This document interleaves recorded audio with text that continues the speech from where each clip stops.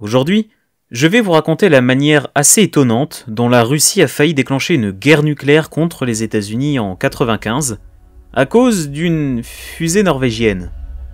Cet incident marque d'ailleurs la seule activation connue à ce jour d'une valise nucléaire, et ce sera aussi l'occasion pour nous de parler un peu de la Norvège et de son programme spatial, car oui, elle en a un. Je tiens à le préciser dès maintenant, beaucoup d'images et de vidéos que vous verrez dans cet épisode sont utilisées uniquement à but d'illustration.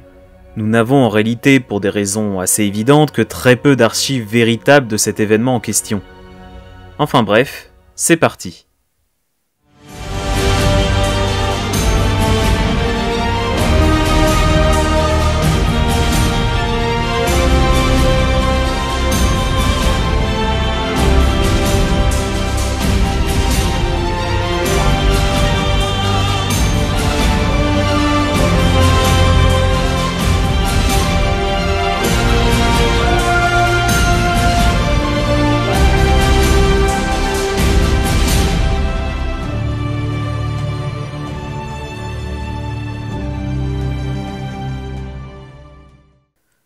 La Norvège a commencé à s'intéresser sérieusement aux fusées et à l'exploration spatiale, à peu près en même temps que beaucoup de pays, à la fin des années 50. Alors que l'Union soviétique venait d'inaugurer la conquête spatiale avec le lancement de Sputnik, la Norvège, elle, commençait à étudier la possibilité d'effectuer des recherches atmosphériques à l'aide de fusées-sondes. Le pays s'étale sur une bande nord-sud, et a la particularité de posséder des terres au nord du cercle arctique, ce qui en fait un pays idéal pour y mener diverses expériences scientifiques, étudiant notamment les hautes latitudes et les aurores boréales. En 1960, il sera décidé d'implanter un petit centre de lancement de fusées-sondes sur le sol norvégien. Après avoir étudié plusieurs locations, c'est finalement l'île d'Andøya qui fut retenue, au nord de l'archipel de Vesteralen, dans la région du Nordland. C'est le 18 août 1962 que le pays lancera sa première fusée, une Naikarun américaine modifiée, appelée Ferdinand 1, qui embarquait plusieurs expériences scientifiques étudiant l'ionosphère terrestre. Pour la petite anecdote, le nom Ferdinand fut choisi en référence à une ancienne légende norvégienne, parlant d'un taureau qui, au lieu d'aimer combattre comme ses confrères, préférait s'asseoir dans l'air pour regarder les fleurs. Pour comprendre ce choix, il faut surtout se rappeler du contexte de l'époque avec la guerre froide. Ce choix de nom marquait nettement la volonté de la Norvège de créer une base de lancement uniquement dédiée à l'exploration pacifique de l'espace, pour la science. Le vol de Ferdinand 1 se solda par un succès éclatant. La fusée de 7,7 mètres de long réussit à récolter plusieurs précieuses données scientifiques, tout en dépassant par la même occasion la limite de l'espace, avec un apogée à 102 km. Ce vol inaugural fit parler de lui dans le monde entier, et notamment aux États-Unis, qui décidèrent de prolonger la coopération avec la Norvège. Dans les années qui suivirent, la France lancera à travers l'ESRO plusieurs fusées-sondes du CNES pour l'étude de la haute atmosphère. Depuis 1962, c'est plus de 1200 fusées-sondes qui ont été lancées de la base, dont une grande partie sont des vols commerciaux. En 1997, un second site de lancement fut inauguré sur l'île norvégienne de Svalbard, qui est officiellement rattachée à la base d'Andøya. Ce site présente l'avantage scientifique majeur d'être localisé à un endroit où les lignes du champ magnétique terrestre convergent.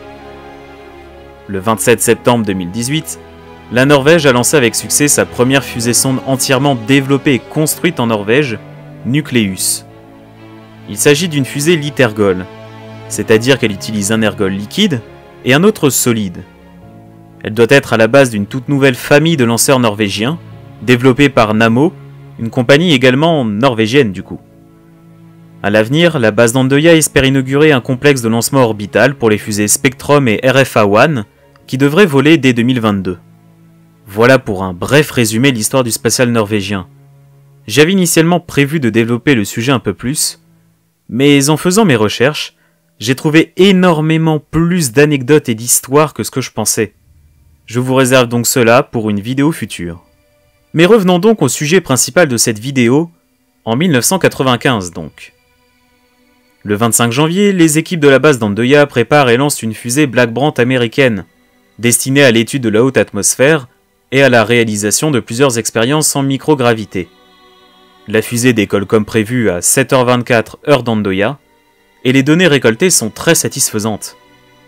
Pour les équipes au sol, l'acquisition du signal d'ouverture des parachutes est un grand soulagement. On applaudit, on rigole, bref, l'ambiance est à la détente après le stress du vol. Kolbjørn Adolfsen, le directeur de la mission, était lui aussi très heureux pour ce nouveau succès.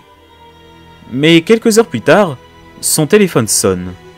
C'est un banquier de la ville à proximité qui l'appelle. Il commença par lui dire « Mais qu'est-ce que vous avez fait? Est-ce que vous vous rendez compte de ce que votre fusée a causé ?» Adolfsen répondra sur un ton un peu amusé que oui, comme d'habitude, tout s'est très bien passé. Ce à quoi le banquier lui rétorquera légèrement outré « Non mais es-tu conscience que le cours du dollar vient d'augmenter de 3% d'un coup ?» Génial, répondit Kolbjørn.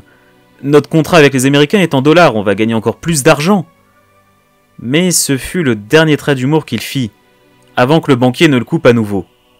Arrête de rire, c'est très grave. Les Russes commencent la Troisième Guerre mondiale. C'est là qu'il a réalisé qu'il s'était passé quelque chose d'inhabituel, de grave même, très grave. Revenons un peu en arrière, dans la petite ville russe d'Olenegorsk. Il est alors 6h24 heure locale, et dans la petite station de l'armée russe, tout est assez calme, les militaires vaguent à leurs occupations. Quand tout à coup, les alarmes se mettent à sonner. Quelque chose ne va pas. Le radar vient de détecter un missile semblant foncer tout droit sur le sol russe. Sa trajectoire et sa vitesse semblent indiquer qu'il provient des USA. Cela pourrait s'agir d'un missile nucléaire chargé de brouiller les communications de l'armée russe, avant de lancer encore d'autres missiles nucléaires en plus grand nombre sur le pays.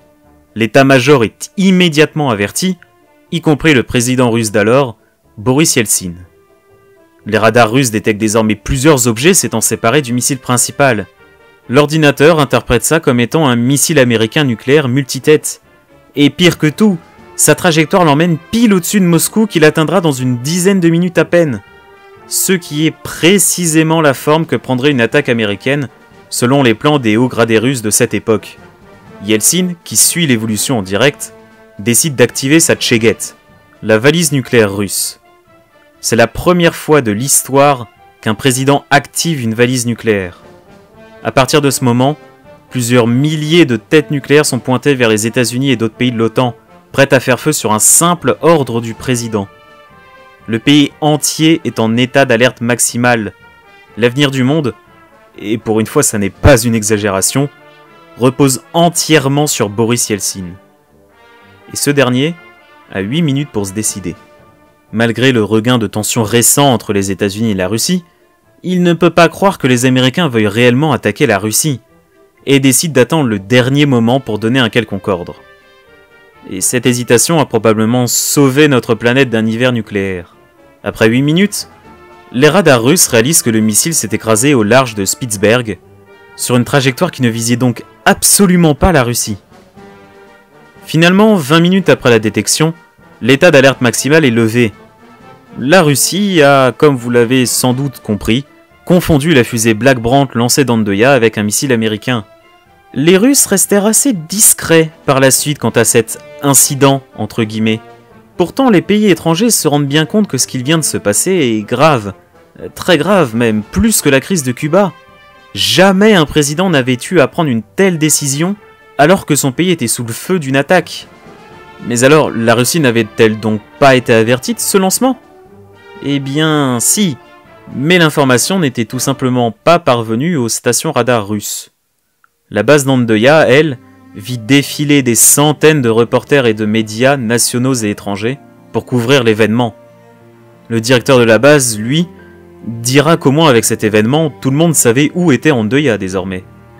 Et d'ailleurs, les commandes pour des vols scientifiques ont fortement augmenté dans les semaines qui suivirent. Après cet événement, plusieurs nouvelles conventions furent décidées pour éviter qu'une telle catastrophe se reproduise. Et heureusement. De nos jours, tous les pays ou presque préviennent très largement les autres qu'un tir de fusée aura lieu, à travers des zones d'exclusion aérienne notamment. Et ces autres pays sont désormais en capacité de détecter plus précisément la trajectoire de ces mêmes fusées. Un événement pareil serait presque impossible de nos jours, et encore une fois, heureusement. Bref, voilà. C'est tout pour cette anecdote et aujourd'hui. Et sur ce, je vous dis à la prochaine pour une nouvelle vidéo.